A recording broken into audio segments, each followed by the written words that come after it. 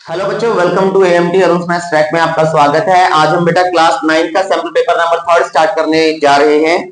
Sample paper number 2 तक जो है मैं डाउन आपका अपलोड कर चुका हूं चैनल पे जाके, तो आप वहां से वीडियो देख सकते हैं, प्रैक्टिस कर सकते हैं।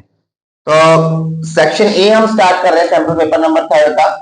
और आपको मालूम है कि सेक्शन ए जो हमारा आता है उसके अंदर एमसीक्यूज आते हैं। तो एमसीक्यूज करना स्टार्ट करेंगे। नंबर 1 एमसीक्यूज में बोला गया है कि एक रैशनल नंबर है हमारे पास, रैशनल नंबर, और जो रैशनल नंबर आपको गिवन है वो है 5/7। क्वेश्चन मैं यहां नहीं लिख रहा हूं बट मैं एक्सप्लेन कर रहा हूं हर क्वेश्चन को। तो आपको क्वेश्चन जब वीडियोस आप देखेंगे तो स्टार्टिंग में आपको जो अपलोड उसमें हम अटैच कर दूंगा वीडियो के साथ, तो वहां से क्वेश्चन आप नोट कर सकते हैं। बाकी मैं एक्सप्लेन हर एक क्वेश्चन कर रहा हूं। तो यहां पर इसमें एक आपको ये रैशनल नंबर दे रखा है, तो इसके इक्विवेलेंट का मतलब होता है कि इसके इक्वल जो है वो कौन सा नंबर होगा। तो ऑप्शन दे दिए बच्चों यहां पर क्या, 15/17। ऑप्शन बी जो गिवन है आपको वो है 25/27।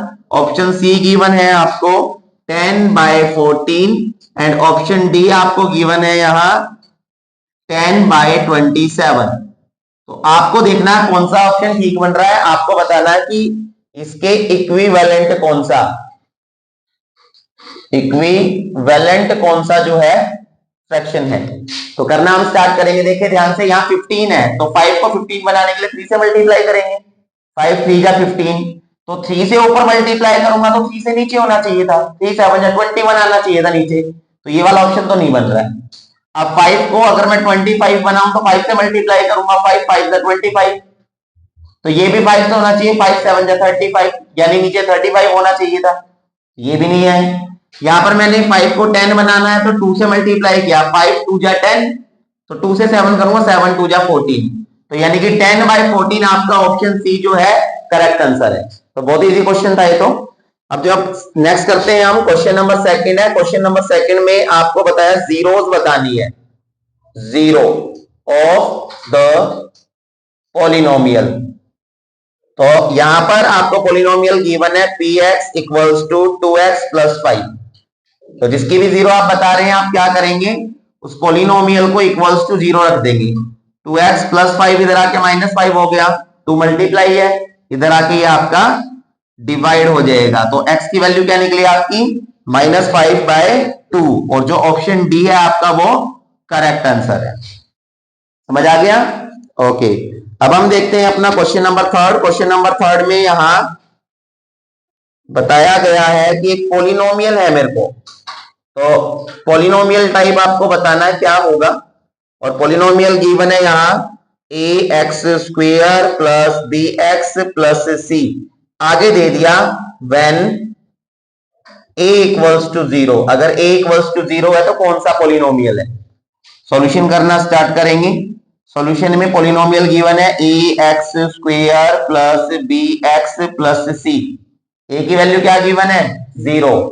तो यहां 0 पुट किया मैंने, 0x² के साथ multiply plus bx plus c। यहां 0 के साथ मल्टीप्लाई होके x² फिनिश हो गया बच्चों। यहां बच गया bx प्लस c। यहां पर b और c जो है कांस्टेंट है, नंबर है, और जो वेरिएबल है यहां पर क्या है, x। तो मुझे वेरिएबल की पावर देखनी होती है, वेरिएबल के ऊपर कुछ पावर नहीं है तो इसका मतलब 1 पावर है। तो इसका मतलब यहाँ पावर अगर 1 है तो ये कौन सी इक्वेशन हो गई, ये हो गई आपकी लीनियर इक्वेशन। ठीक है, तो लीनियर इक्वेशन ये आपकी है और ऑप्शन नंबर ए आपका आंसर बन रहा है। क्लियर, समझ आ रहा है? ठीक है बेटा, नेक्स्ट हम क्वेश्चन नंबर 4 पे चलते हैं। क्वेश्चन नंबर 4 जो है आपका, फोर्थ क्वेश्चन के अंदर लिखा हुआ है through which of the following point of graph y equals to -x passes. यानी कि हमारे पास कोऑर्डिनेट गिवन है y इक्वल्स टू -x, ये एक इक्वेशन है। तो यहां पर कौन सा कोऑर्डिनेट इसको रिप्रेजेंट कर रहा है, इसको रिप्रेजेंट कर रहा है। तो ऑप्शन ए मेरे को दे रखा बच्चों 1,1। तो मैंने आपको बताया था जब कोऑर्डिनेट दिए होते हैं तो ये आपका x होता है, ये y होता है।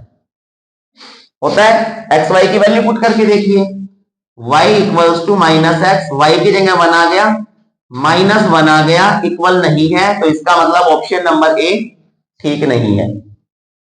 अब हम देखेंगे यहां पर बी पार्ट में आपको गिवन है 0,1। अब ये भी आपका x है और बच्चों ये y है। इक्वेशन दे रखी है y equals to -x, y की जगह 1 आ गया, ये आपकी 0, ये भी फिनिश, इक्वल नहीं है। उसके बाद सी ऑप्शन पे आ जाता हूं मैं।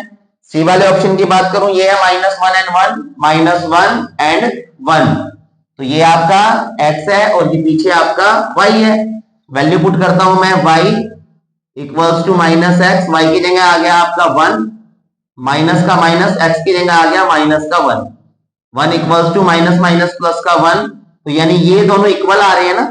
अब इक्वल आ रहे हैं तो इसका मतलब सी वाला जो पार्ट है वो आपका ठीक है, ये कोऑर्डिनेट इसके सॉल्यूशंस है। आया क्वेश्चन समझ में? ओके, अब हम देखते हैं क्वेश्चन नंबर 5। क्वेश्चन नंबर जो 5 आपको गिवन है, क्वेश्चन 5 में बोला है the graph of which equation is parallel to x। आपको बताना है कि equation is parallel to x axis. x axis के पैरेलल कौन सी लाइन ड्रॉ होगी तो उसको इसकी इक्वेशन क्या होगी? तो मैंने आपको बता रखा है, ये आपका कार्टेशियन प्लेन है, ये x है, x माइनस, ये y है, ये y माइनस। x के पैरेलल जब मैं लाइन ड्रॉ करूंगा बच्चों, तो लाइन या तो इधर से जाएगी या लाइन इधर से जाएगी। जब यहां लाइन जाएगी तो इसका मतलब क्या हो जाएगा, यहां पर x 0 मिलेगा आपको, है ना। यहां पर भी जो आपको x 0 मिलेगा, बस यहां y प्लस का हो सकता है कोई नंबर, यहां y माइनस का हो सकता है। ऑप्शन मैच करके देखते हैं। ऑप्शन है आपका यहां पर क्या कि y equals to x plus 1, ये ऑप्शन ए दे रखा है। तो क्या कोई ऐसी कंडीशन बन सकती है कि यहां पर y x इक्वल्स टू 1 हो? उसके बाद जो है ऑप्शन बी आपको गिवन है बच्चों, यहां y equals to 2। Option C given है आपको x equals to 3। Option D given है आपको x इक्वल्स टू 2y। तो एक चीज तो क्लियर है, जब कभी भी कोई लाइन x एक्सिस के पैरेलल ड्रॉ होगी तो x वहां 0 मिलेगा आपको, ठीक है, और y कोई ना कोई नंबर मिलेगा। तो ना तो ये ऑप्शन हो सकता है क्योंकि यहां x 0 है ही नहीं है ना। ये हो सकता है, हो सकता है, ये हो सकता है, यहां पे ये आंसर बनेगा। क्योंकि x इक्वल्स टू क्या है, 0। तो यहां x मेरे को दिया नहीं हुआ तो इसका मतलब x 0 है ना, ये लिखा नहीं हुआ, हालांकि इसने लिखा नहीं हुआ है, तो x 0 है यहां। तो ऑप्शन नंबर बी जो है आपका करेक्ट है। फिर भी हम एक बार आंसर चेक करेंगे इसका, नंबर 5। तो नंबर 5 में y इक्वल्स टू 2 बिल्कुल ठीक है हमारा आंसर। हमारा आंसर बिल्कुल ठीक है, ये गिवन नहीं है, बट यहां पर जो है y इक्वल्स टू, यानी y कोई ना कोई नंबर मिलेगा, वही आपका ऑप्शन ठीक होगा। क्लियर? ओके, नेक्स्ट देखते हैं हम क्वेश्चन नंबर 6।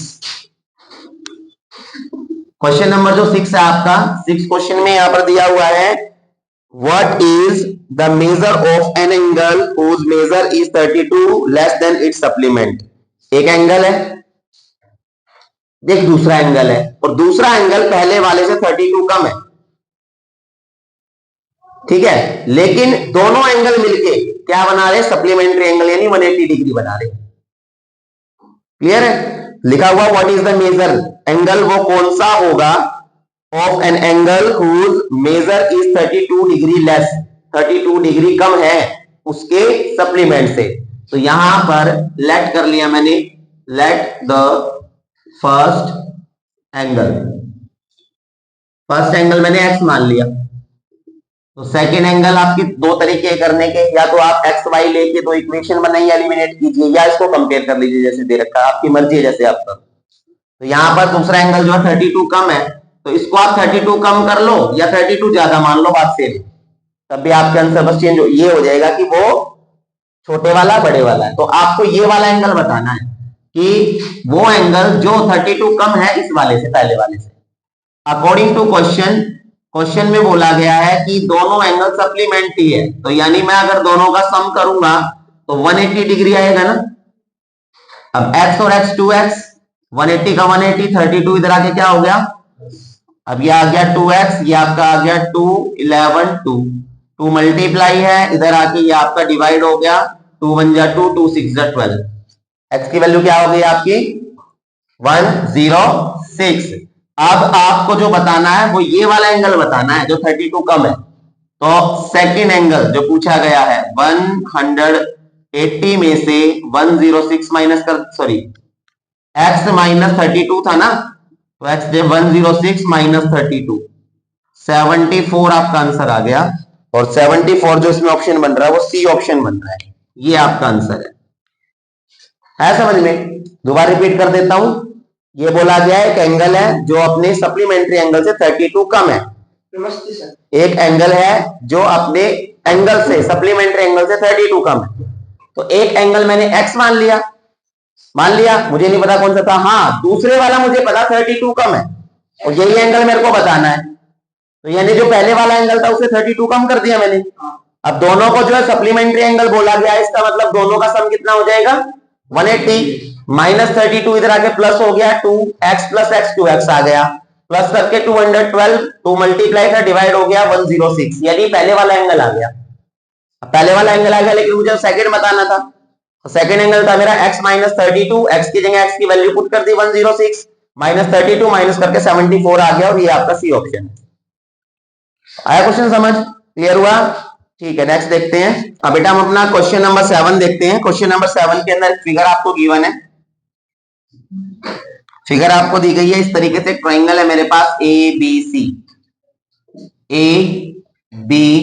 सी और यहां पर एक मीडियन गिवन है। ये यहां इसके अंदर बताया गया है ये वाली साइड इसके इक्वल है, ये वाला एंगल 35 गिवन है, 35 गिवन है। तो आपको ये वाला एंगल निकालना है इसके अंदर जो मैंने रेड पेन से शो किया हुआ है, ठीक है। तो यहां ये डी पॉइंट है, करना स्टार्ट करते हैं। सबसे पहले मैं लिखूंगा टू फाइंड, आपको फाइंड करना है एंगल बी ए डी। अब BAD एंगल फाइंड करेंगे तो सॉल्यूशन देखिए ध्यान से, मैंने लिखा इन ट्राइंगल ABC और ABC ट्राइंगल के अंदर बच्चों AB इक्वल्स टू AC है, AB क्या AC के बराबर है? यस सर बराबर है। तो मैंने यहाँ पर जो है ये बड़े वाला ट्राइंगल यहाँ पर ऑब्जर्व किया है ABC, इसमें AB AC के इक्वल है। अब AB AC के इक्वल होगा तो इसका मतलब इसके अपोजिट एंगल भी इक्वल हो जाएंगे ना। तो यहाँ ये एंगल आपका ACB, एंगल ACB इक्वल होगा ABC, एंगल ABC, और दोनों एंगल 35 डिग्री के आगे रीजन देंगे opposite angles to equal sides, यानी कि इक्वल साइड्स के अपोजिट एंगल है। तो ये भी आपका कितना आ गया बच्चों 35 आ गया। अब यहां पर मैं देखता हूं दोबारा से ट्राइंगल ABC के अंदर, now again in triangle ABC के अंदर बच्चों अगर मैं angle A plus angle B plus angle C तीनों का सम अगर मैं करूं तो बिल्कुल तीनों का सम 180 होता है bye angle sum property of triangle से, ASP से। अब A मेरे पास है नहीं बच्चों एंगल ये वाला, B मेरे पास है 35, C भी मेरे पास है 35 इक्वल्स टू 180 का 180, एंगल A का A यहाँ पर 35 प्लस 35 70 हो गया equals to 180, and angle A equals to 180 70 right जाके माइनस हो गया, ये आपका 110 आ गया, ये आपका एंगल आ गया 110 डिग्री। लेकिन मुझसे एंगल A नहीं पूछा गया था, मुझसे पूछा गया है एंगल ये वाला। तो मैं आपको एक प्रॉपर्टी बताता हूं, जब कभी भी कोई ट्राइंगल मेरे पास होता है, नेमिंग कुछ भी आप कर सकते हैं, अगर मैं उसका मीडियन ड्रॉ करूं, यहां पर AD एक मीडियन गिवन है, तो मीडियन हमेशा वर्टेक्स एंगल को इक्वल टू पार्ट्स में बांटता है और सामने जिस लाइन से टच हो रहा है उसको भी इक्वल टू पार्ट्स में डिवाइड करता है। ये सॉरी नहीं 90 बनाए ये जरूरी नहीं है, वो कंडीशन होती है स्पेशल, जैसे यहाँ आइसोसेलेस दे रखा ना, इसके बीच आएगा तो 90 बनाएगा, कुछ कंडीशंस देखनी होती है हमें, ठीक है। अब यहां पर मैंने देखा कि ये वाला जो एंगल है आपका BAD वो इस A का हाफ है, angle B A D equals to half of angle ए।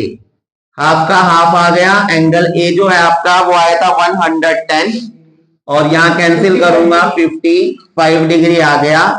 तो बीएडी जो आपका एंगल है वो 55 निकला और 55 जो है आपका ऑप्शन नंबर बी बिल्कुल सही है। आ गया क्वेश्चन समझ में? ठीक है बेटा, क्वेश्चन नंबर 8 पे आते हैं हम। क्वेश्चन नंबर जो 8 है आपका, 8 क्वेश्चन में बोला गया है द रेडियस ऑफ हेमिस्फीयर। एक हेमिस्फीयर है मेरे पास, मैं हेमिस्फीयर बना लेता हूं। रेडियस जो है इसमें आर गिवन है बच्चों आपको। Then its total surface area TSA of hemisphere आपको बताना है। तो टीएसए ऑफ हेमिस्फीयर का जो फॉर्मूला होता है वो होता है 3 पाई आर स्क्वायर। यहाँ पर 3 का 3, पाई का पाई, रेडियस आर ही गिवन है तो आर स्क्वायर, यही आपका आंसर आ गया।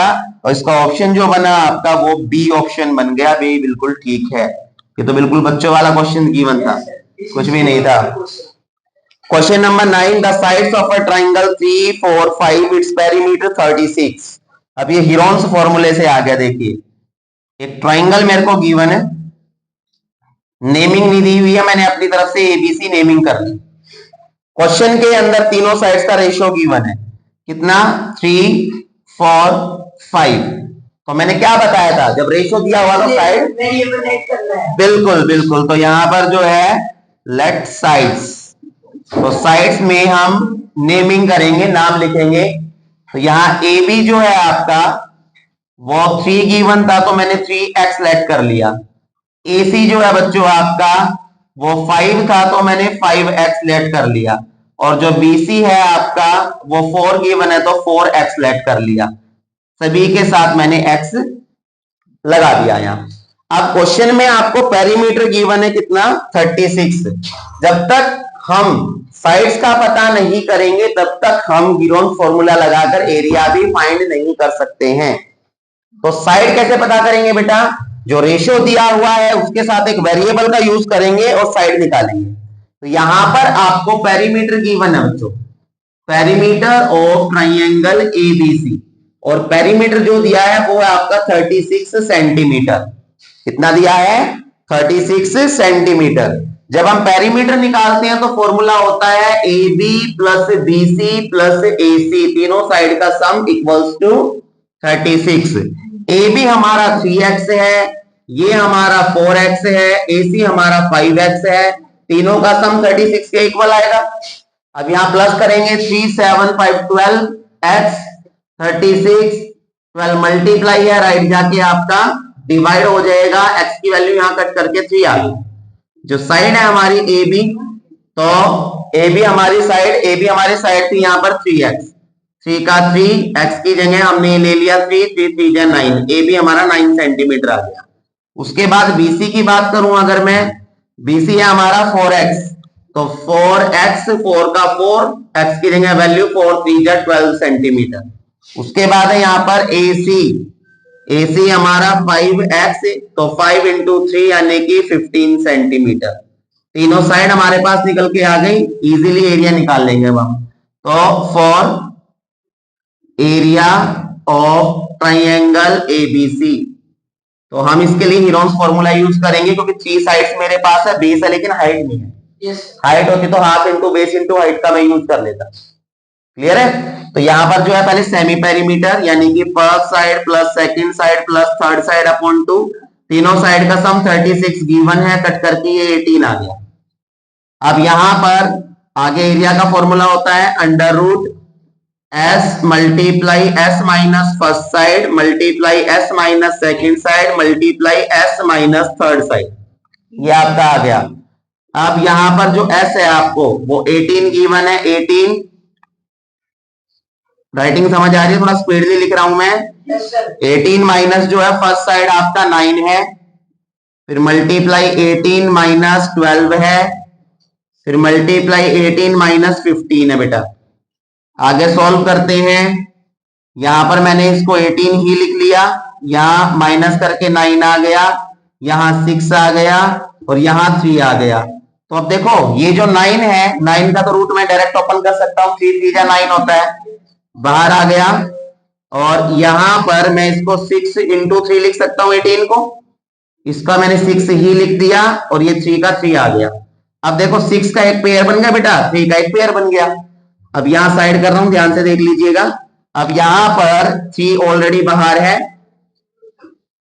6 दोनों में से मैंने एक बाहर ले लिया, 3 का पेयर बन रहा था, 3 बाहर आ गया, सेंटीमीटर स्क्वायर, 3 3 10 9 9 6 54 सेंटीमीटर स्क्वायर। यही आपका आंसर है। ऑप्शन मैच कर लेते हैं कौन सा हो रहा है। तो यहां पर ऑप्शन नंबर जो है आपका डी बिल्कुल ठीक है। तो ये तो बहुत इजी क्वेश्चन है, एनसीईआरटी में ऐसे क्वेश्चन आप कर चुके हो पहले भी। समझ आ गए क्वेश्चन सारे?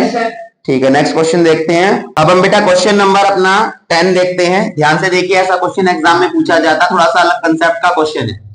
क्वेश्चन में बोला गया मेरे पास कोई 5 नंबर है, 5 नंबर्स ऑब्जर्वेशन, और उनका मीन आपको गिवन है कितना, 30। तो मीन ऑफ 5 नंबर्स बोलो या 5 ऑब्जर्वेशंस बोलो, सेम ही बात है। 30 गिवन है। अब हम कैसे निकालते हैं मीन? मीन निकालते हैं हम सम ऑफ 5 नंबर्स अपॉन में 5, यानी कि सम ऊपर आता है, नंबर ऑफ ऑब्जर्वेशन नीचे आता है और मीन निकल आता है। अब यहां पर सम ऑफ 5 नंबर्स तो यही रह गया, 5 डिवाइड इधर आके क्या हो गया, मल्टीप्लाई। तो यहां मल्टीप्लाई करके 150 आ गया। कहने का मतलब जो आपके 5 नंबर थे उनका सम कितना आ रहा है, 150। क्वेश्चन में बोला गया इन 5 नंबर में से एक नंबर क्या कर दिया, हटा दिया हमने, एक्सक्लूड कर दिया। जब मैंने एक नंबर हटाया तो कितने नंबर बच गए, 4 बच गए, 4 बच गए। तो अब आफ्टर एक्सक्लूड 1 नंबर, अगर एक नंबर को एक्सक्लूड किया तो 4 बचे, तो मीन ऑफ 4 नंबर्स, 4 नंबर का मीन कितना दे रखा, 28 गिवन आपको। तो 4 नंबर का मीन, 4 नंबर्स का मीन कैसे निकलेगा, सम ऑफ 4 नंबर्स अपॉन में 4 total number of observation equals to 28 आ गया बेटा। ये तो आपका आ गया सम ऑफ 4 नंबर्स 28, 4 यहां डिवाइड था, इधर आके मल्टीप्लाई हो गया, 4 8 जा 32, 4 2 जा 8 और 3 112। ये आ गया ना, 4 8 जा 32, 4 2 जा 8 और 3 11, बिल्कुल ठीक है। तो यहां पर आपका जो मल्टीप्लाई करके आया वो आ गया आपका 112। तो आपके जो 5 नंबर्स थे उनका सम तो आ रहा था 150, और जो 4 नंबर बचे हुए थे उनका सम आ रहा था 112। तो आपसे पूछा गया है कि एक्सक्लूडेड नंबर कौन सा है। तो यहां पर एक्सक्लूडेड नंबर पूछने के लिए हम क्या करेंगे, सम ऑफ 5 नंबर जो था उसमें से माइनस कर देंगे सम ऑफ 4 नंबर्स, यानी कि 5 नंबर का सम था 150, 4 नंबर का था 112, जो बाद में 4 नंबर बचे थे, माइनस मैंने किया यहां से, ये आपका आ गया 38। तो 38 वो नंबर है बच्चों जो इसमें से एक्सक्लूड किया गया है, 5वां नंबर। यही क्वेश्चन में आपसे पूछा गया था। क्वेश्चन दोबारा रिपीट कर देता हूं। 5 नंबर का मीन आपको 30 गिवन है। जो मीन होता है उसका फॉर्मूला होता है सम ऑफ 5 नंबर, जितने भी नंबर है अपॉन में total number, number of observation equals to 30। 5 divide है, इधर आके मल्टीप्लाई हो गया, तो सम ऑफ 5 नंबर 150 निकल गया। आफ्टर एक्सक्लूड 1 नंबर, एक नंबर बाहर निकालने के बाद, एक नंबर जब मैंने बाहर निकाला तो मीन ऑफ 4 नंबर्स जो बचा, 4 नंबर का जो मीन बचा वो आपका बच गया कितना, 28। क्वेश्चन में गिवन है ये। तो अब मीन कैसे निकालेंगे 4 नंबर का, सम ऑफ 4 नंबर्स अपॉन में टोटल ऑब्जर्वेशन 4 इक्वल्स टू 28 का 28, 4 यहां डिवाइड था, इधर आके मल्टीप्लाई हो गया, तो सम ऑफ 4 नंबर्स मल्टीप्लाई करके कितना बच गया, 112। तो ये 4 नंबर वे बच गए जो हमने नहीं हटाए हैं, उनका सम है ये।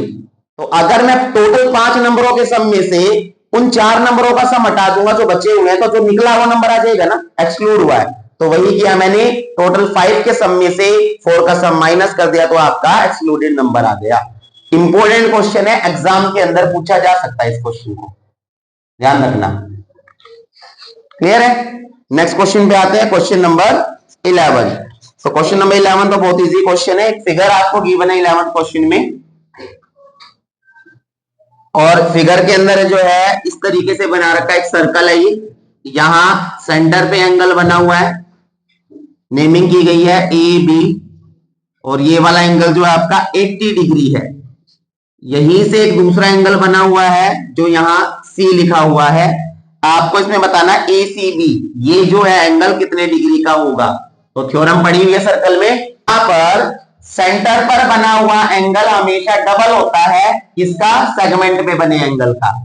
आपको सॉल्यूशन डायरेक्ट करना है, ए सी बी आपको बताना है, तो वो क्या होगा, वो हाफ हो जाएगा ए ओ बी का। रीजन आपको पता है, angle subtend at centre is double then, समझ गए ना, डॉट डॉट डॉट। तो यहां पर 1/2 का 1/2, ए ओ बी आपका 80 है, कट करके 40 आ जाएगा बेटा, 2 को इससे कट करूंगा तो ए सी बी एंगल आपका 40 डिग्री निकल गया। और यहां पर जो ऑप्शन आपका बना 40 वो आपका बी बन गया, और जो पीछे वाले क्वेश्चन में जो आपका ऑप्शन बना था बच्चों वो आपका ऑप्शन नंबर ए बना था। समझ आ गया क्वेश्चन? क्वेश्चन नंबर हम नेक्स्ट पे आ जाते हैं, क्वेश्चन नंबर 12। तो क्वेश्चन नंबर 12 में क्या पूछा गया देख लीजिए ध्यान में। क्वेश्चन नंबर 12 के अंदर आपसे पूछा गया है वैल्यू फाइंड करनी है, लिखा हुआ है स्मॉल 4, और इसके अंदर एक रूट और है, और इसके आगे स्मॉल 2 लगा हुआ है, यहां लगा हुआ है आपका 2 पावर 2। सॉल्व कर दीजिए। तो सबसे पहले ये 2 पावर 2, और इसका पावर हटाया बेटा मैंने, मतलब रूट हटाया, तो 1/3 लग गया, क्योंकि 3 था बाहर, वो फ्रैक्शन में आ जाता है। ध्यान रखना, बड़ा नंबर हो ना मल्टीप्लाई, वो नहीं आता है, हमेशा छोटा नंबर है वो फ्रैक्शन में आता है। तो बाहर आ गया बेटा 4, ये आ गया, देखो ये पावर मल्टीप्लाई होगी, तो 2 1 जा 2, यानी 2 की पावर आ गई 2/3, और इसके बाहर रूट लगा हुआ है ये 4 का 4। अब मैं इस वाले रूट को अगर सोल्व करूंगा, सबसे बाहर वाला जो बचा हुआ है, तो ये अंदर बचा था 2 पावर 2/3, और इस पूरे की पावर क्या आ जाएगी बच्चों, 1/4। आगे देखिए 2 पावर, अंदर की जो पावर है 2/3, बाहर की पावर 1/4, मल्टीप्लाई हो गया, 2 1 जा 2 2 जा, ये आपका आ गया 2 पावर 1/6, और यही आपका आंसर है। और जो ऑप्शन आपका बन रहा है बच्चों इसमें, वो आपका ऑप्शन नंबर सी बन रहा है, जो बिल्कुल करेक्ट है। तो समझ आया सभी को? क्वेश्चन नंबर 13 पे आ जाते हैं। The angle is a semi circle is in a semi circle is. देखिए क्वेश्चन बहुत आसान है, प्रॉपर्टी पूछती सीधे। एक सेमी सर्कल है मेरे पास, सेमी सर्कल के अंदर जो एंगल बना हुआ है वो कितने डिग्री का होता है? तो एक प्रॉपर्टी है बच्चों, जब कभी भी आपके पास इस तरीके से सेमी सर्कल है, और ये डायमीटर हो गया इसका, और डायमीटर के ऊपर जो बना हुआ एंगल है इस तरीके से, डायमीटर पे कभी भी एंगल बनेगा 90 डिग्री का बनेगा, वो ध्यान रखना, सेमी सर्कल में आ गया। तो यहां जो आंसर इसका आया वो हमेशा 90 डिग्री होता है, और ये आपका जो ऑप्शन बन रहा है ए बन रहा है। इसकी जो प्रॉपर्टी है बच्चों, प्रॉपर्टी है इसकी क्या बताओ, angle subtend in a semicircle is always equals to right angle या 90 डिग्री। तो ऑप्शन नंबर ए आपका जो है बिल्कुल ठीक हो गया। समझ आ गया सभी को? क्वेश्चन नंबर 14 है आपका। क्वेश्चन नंबर 14 के अंदर जो पूछा गया बच्चों, 14 बोला है the class mark of class interval. तो क्लास मार्क आपको निकालना है। तो क्लास मार्क जो है किसका निकालना बच्चों, 90-120, 90 से लेके 120 तक का। तो क्लास मार्क का जो फॉर्मूला होता है, यहां पर lower limit plus upper limit plus करके दोनों को 2 से डिवाइड कर देना है। ये लोअर लिमिट होती है बच्चों, ये अपर होती है। तो 90 प्लस 120/2, और यहां पर जब प्लस किया तो ये आपका आ गया 210/2, कट करेंगे तो 105। ये आपका आंसर आ गया, और ऑप्शन जो आपका बन रहा है वो बन रहा है आपका बी ऑप्शन। क्वेश्चन समझ में आ गए? क्लियर हुए सभी को? Any doubt? ठीक है बेटा, नेक्स्ट क्वेश्चन देखते हैं। अब बेटा हम अपना क्वेश्चन नंबर 15 देखते हैं। क्वेश्चन नंबर 15 के अंदर बोला गया है विच of the following is the formula of the volume of sphere. ये तो डायरेक्ट पूछा हुआ आपसे, आपको क्वेश्चन नंबर 15 में बताना है वॉल्यूम ऑफ स्फीयर। तो सभी को मालूम है बेटा वॉल्यूम ऑफ स्फीयर क्या होता है हमारा, 4/3 pi r cube. 4/3 pi r cube जो है आपका ऑप्शन नंबर डी बन रहा है बेटा। क्वेश्चन नंबर 16 पे आ जाते हैं। 16th क्वेश्चन के अंदर जो बोला गया है, क्वेश्चन में बोला है इन्होंने the volume of the number of line segment formed by 3 collinear. अगर आपके पास कोलिनियर पॉइंट है, तो कोलिनियर पॉइंट मैंने आपको बताया था, कोलिनियर पॉइंट्स वो पॉइंट्स होते हैं जो एक स्ट्रेट लाइन के ऊपर होते हैं, जो सीधी लाइन के ऊपर होते हैं। तो 3 पॉइंट अगर मेरे पास कोलिनियर, तो उससे आप कितने लाइन सेगमेंट ड्रॉ कर सकते हो? तो ये 3 पॉइंट थे, तो 1 लाइन सेगमेंट। ये इसका आंसर है कि 3 जो कोलिनियर पॉइंट है बच्चों, उससे सिर्फ हम एक ही लाइन सेगमेंट ड्रॉ कर सकते हैं। तो यहाँ ओनली वन, तो ओनली वन आपका ए ऑप्शन बन रहा है बच्चों, इसमें ओनली वन लिखा हुआ है। ठीक है, समझ आ गया? क्वेश्चन नंबर 17 है बेटा। 17th क्वेश्चन के अंदर बोला है if two consecutive side of the rhombus are representing this then the perimeter of the rhombus is. Rhombus है एक हमारे पास, मैंने ये रोम्बस बना लिया बेटा। रोम्बस की प्रॉपर्टी कुछ कुछ मैच करती है स्क्वायर से, बस एक डिफरेंस क्या है कि स्क्वायर के डायगोनल इक्वल होते हैं और इसके डायगोनल इक्वल नहीं होते। दूसरी बात, स्क्वायर के वर्टेक्स एंगल 90 डिग्री के होते हैं, बट रोम्बस के वर्टेक्स एंगल 90 के हो जरूरी नहीं है, इसका ध्यान रखना। तो यहाँ पर ये आपका ए, ये आपका बी, ये सी आ गया, और ये आपका डी पॉइंट आ गया बच्चों। करना हम स्टार्ट करेंगे यहाँ पर। तो रोम्बस की दो एडजेसेंट साइड गिवन है। रोम्बस की दो एडजेसेंट साइड कौन कौन सी है बच्चों? ये आपको दी गई है, ये वाली साइड में मान लेता हूं 3x - 6, और दूसरी साइड मैंने मान ली है x + 14। तो आपसे पूछ लिया गया है इसका पेरीमीटर निकालिए क्या है। तो बेटा जब तक मेरे पास इसकी साइड नहीं होगी मैं पेरीमीटर नहीं निकाल पाऊंगा। तो सॉल्यूशन करना हम स्टार्ट करते हैं। सॉल्यूशन के अंदर मैंने देखा कि इसकी जो डीसी साइड है वो बीसी के इक्वल है, DC = BC। अब जो DC है इसका वो है 3x - 6, और जो BC है इसका बच्चों वो है आपका x + 14।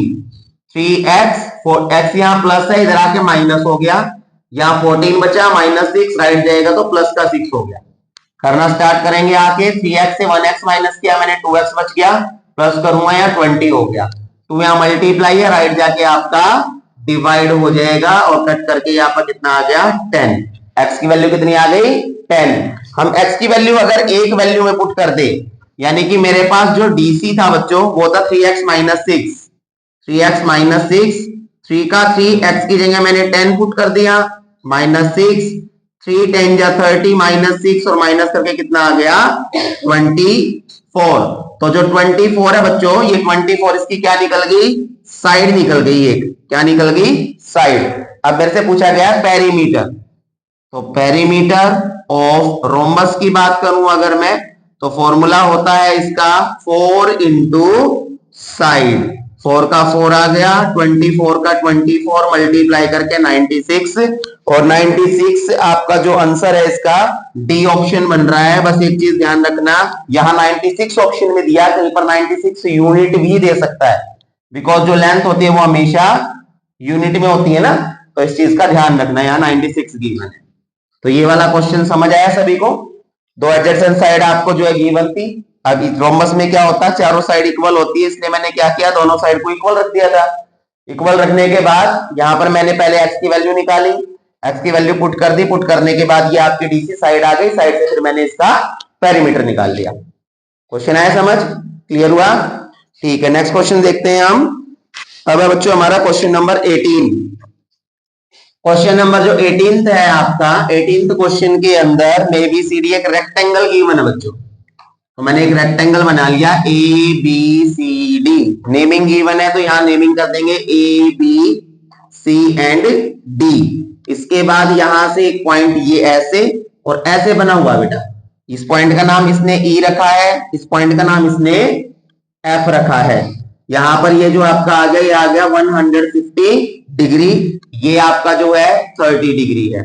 क्वेश्चन में बोला गया है ए बी सी डी जो एक रेक्टेंगल है जिसमें एडीई 30 डिग्री गिवन है, सी एफ ई 150 है, तो आपको डीईएफ निकालना, आपको ये वाला एंगल निकालना है, इसके अंदर ये एंगल कितने डिग्री का होगा। क्वेश्चन समझ आ गया सभी को? करना हम स्टार्ट करेंगे। यहां पर सॉल्यूशन देखते हैं बच्चों। देखो यहां पर आपको पता है कि जो रेक्टेंगल होता है वो एक पैरेललोग्राम की प्रॉपर्टी पूरी करता है, पता है सभी को? तो यहां पर मैं लिखूंगा क्या कि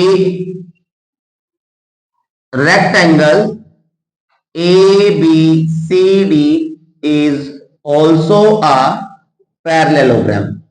ये पैरेललोग्राम भी है, रेक्टेंगल प्रॉपर्टी पूरी करता है इसकी पैरेललोग्राम की। तो ये वाला एंगल और बेटा इसका जो ये वाला एंगल है, ये वाला, ये दोनों एंगल का सम कितना हो जाएगा? 180 होगा, को इंटीरियर एंगल है।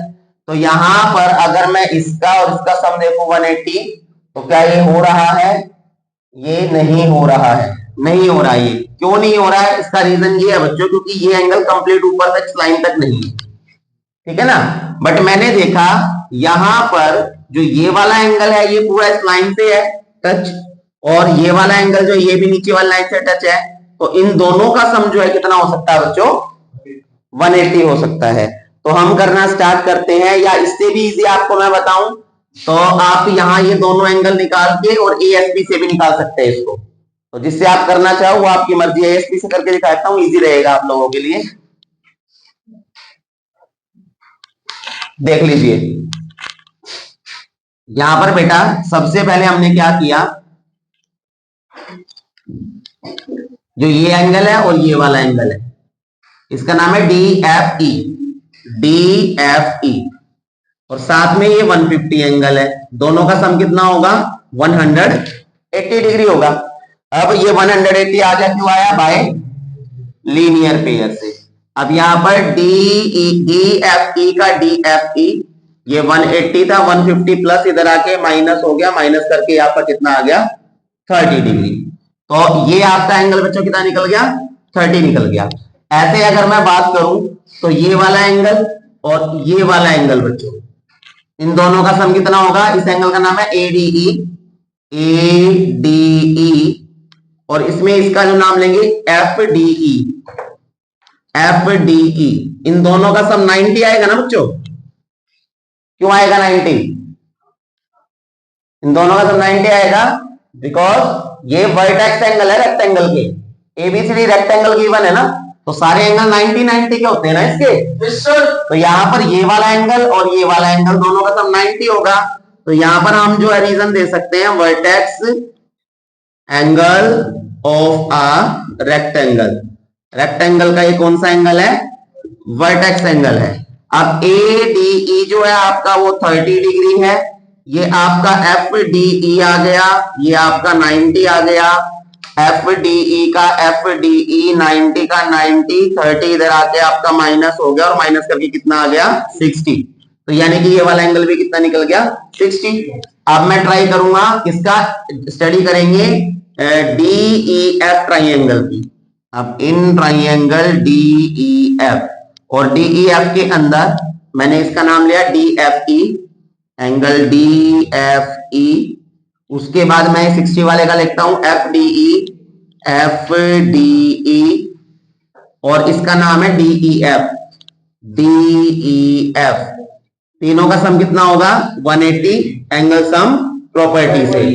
अब DFE हमारा 30 डिग्री है, FDE हमारा 60 हमने निकाला, और DEF का DEF इक्वल्स टू 180 का 180, दोनों का प्लस किया 90, और ये आपका DEF का DEF इक्वल्स टू 180। DEF आपका लेफ्ट साइड रह गया बच्चों, राइट देखेंगे 180, 90 जाके माइनस हो गया, माइनस करके कितना आ गया? 90 डिग्री आ गया। तो यही वाला एंगल जो है आपको निकालना था, ये एंगल आपने फाइंड कर लिया। तो 90 डिग्री जो इसका ऑप्शन बन रहा है वो ऑप्शन नंबर ए बन रहा है। क्वेश्चन आया समझ में सभी को? ओके, नेक्स्ट क्वेश्चन देखते हैं। अब बेटा हम क्वेश्चन नंबर 19 देखते हैं। 19th क्वेश्चन असर्शन के क्वेश्चन है। तो क्वेश्चन नंबर 19 में क्या बोला गया है? असर्शन है यहाँ पर, there can be infinite number of lines that can be drawn through a single point. Assertion है बेटा ये, मेरे पास एक सिंगल पॉइंट है और उस सिंगल पॉइंट से मैं infinite number of lines draw कर सकता हूं। तो ये बिल्कुल ठीक है, करेक्ट है। उसके बाद अगर मैं रीजन की बात करूं, रीजन में बोला गया है यहाँ पर, from this point we can draw only 2 lines. इसी पॉइंट से, सिंगल पॉइंट से मैं 2 लाइनें ड्रॉ कर सकता हूं। तो हो सकती है ऐसी, 2 से ज्यादा भी तो हो सकती है। तो यानी कि ये 2 लाइंस नहीं हो सकती। तो यहां पर जो आपका ए है is correct but R is false. कुछ इस तरीके का दे रखा होगा आपका ऑप्शन।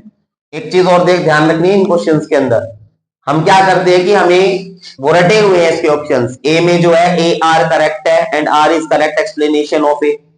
सेकंड हमें रटा हुआ है A and R both are true but R is not correct explanation of A. फिर थर्ड वाले हम लिखते हैं R is A is correct, R is false. लेकिन वो क्या करता है बुक वाला, इन ऑप्शंस को भी ऊपर नीचे कर देता है। तो आपको ऐसा नहीं देखना कि इसी को पढ़ के वो डायरेक्ट हाँ ये तो ए है, ए लिख दो, टिक लगा दो। नो, उसको पढ़ना ऑप्शन को। मैंने देखे है कई सैंपल पेपर में ऐसे क्वेश्चन, इसलिए मैं आपको बता रहा हूं। ओके, तो यहां पर ये आपका आर जो है फॉल्स है, ए इज ट्रू है। तो A is true, R is false. तो इसका जो ऑप्शन बना बच्चों आपका वो सी ऑप्शन बन रहा है। तो क्वेश्चन 19 समझ आ गया सभी को। क्वेश्चन नंबर 20 देख लो। 20 क्वेश्चन में बोला गया असर्शन कि मेरे पास, असर्शन में बोला है कि the degree of a non zero constant polynomial, यानी कि नॉन जीरो कांस्टेंट पॉलिनोमियल। अब कांस्टेंट पॉलिनोमियल कौन सा है? जिसमें मेरे पास पॉलिनोमियल में सिर्फ कांस्टेंट दिया हो। तो अगर इसकी मैं डिग्री की बात करूंगा बच्चों, तो इसकी डिग्री क्या होगी? देखो मैंने बोला था पॉलिनोमियल में डिग्री देखनी होती है वेरिएबल की, लेकिन यहां तो वेरिएबल है ही नहीं। वेरिएबल नहीं है तो यानी कि इसकी डिग्री कितनी होगी इस कंडीशन में? 0 हो जाएगी। तो पहले असर्शन जो चीज है उसने बिल्कुल ठीक बोली है। सेकंड इसने बोला रीजन में polynomials having 2 terms are called binomial. Reason में बोला कि भाई बाइनोमियल जो है ना, बाइनोमियल हम किसको बोलते हैं? जिसके अंदर 2 टर्म्स हो। तो ये भी बिल्कुल ठीक है। 1 टर्म आ गई तो क्या बोलेंगे? मोनोमियल्स। 1 टर्म वाले पॉलिनोमियल को बोलते हैं मोनोमियल्स, 2 टर्म वाले को बोलते हैं बाइनोमियल्स, 3 टर्म वाले को बोलते हैं ट्राइनोमियल्स। तो यहां पर 2 टर्म वाला जो है आपका बाइनोमियल होगा, ये चीज भी आपकी करेक्ट है। बट बाइनोमियल और डिग्री का कोई आपस में मेल, यानी ये इसको एक्सप्लेन नहीं कर रहा। तो ऐसी कंडीशन में जो आपका ऑप्शन बनना चाहिए वो बी बनना चाहिए। और बी ऑप्शन होता है कि A and are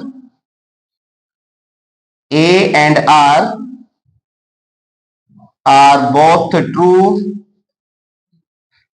but R is not a correct explanation of A। तो ये वाला ऑप्शन जो आपका बिल्कुल ठीक होगा और इसमें सी ऑप्शन आपका ठीक होगा। तो बेटा हमारा सेक्शन ये कंप्लीट हो गया। 20 के 20 क्वेश्चन समझ आए सभी को? Yes sir. क्लियर हुए एमसीक्यूज? Yes sir. बहुत इजी एमसीक्यूज थे इसके, हार्ड नहीं था, एक भी एमसीक्यू हार्ड नहीं था। ठीक है, तो कोई डाउट है आपको कहीं? ठीक है बच्चों, आप भी ध्यान से वीडियो को देखिएगा। कोई डाउट होगा तो आप दोबारा कोशिश कीजिए वीडियो को देख के समझने की। अगर जब भी कोई प्रॉब्लम आती है तो आप क्या करेंगे, मेरे को कमेंट करेंगे, हम कोशिश करेंगे दोबारा से एक्सप्लेनेशन दी जाए आपको क्वेश्चन की। साथ ही साथ ये वीडियो जो आपके लिए बनाई जा रही है सैंपल पेपर्स की, बच्चों इनको आप वॉच कीजिए कंप्लीट, लाइक कीजिए, साथ ही साथ शेयर कीजिए अपने फ्रेंड्स एंड रिलेटिव्स के साथ, और चैनल को सब्सक्राइब करना ना भूले और बेल आइकन को जरूर ऑन करें ताकि ऐसी most important question and sample papers की वीडियोस आप तक आती रहे और आप प्रिपेयर हो सके अपने फाइनल एग्जाम्स के लिए। Thank you so much.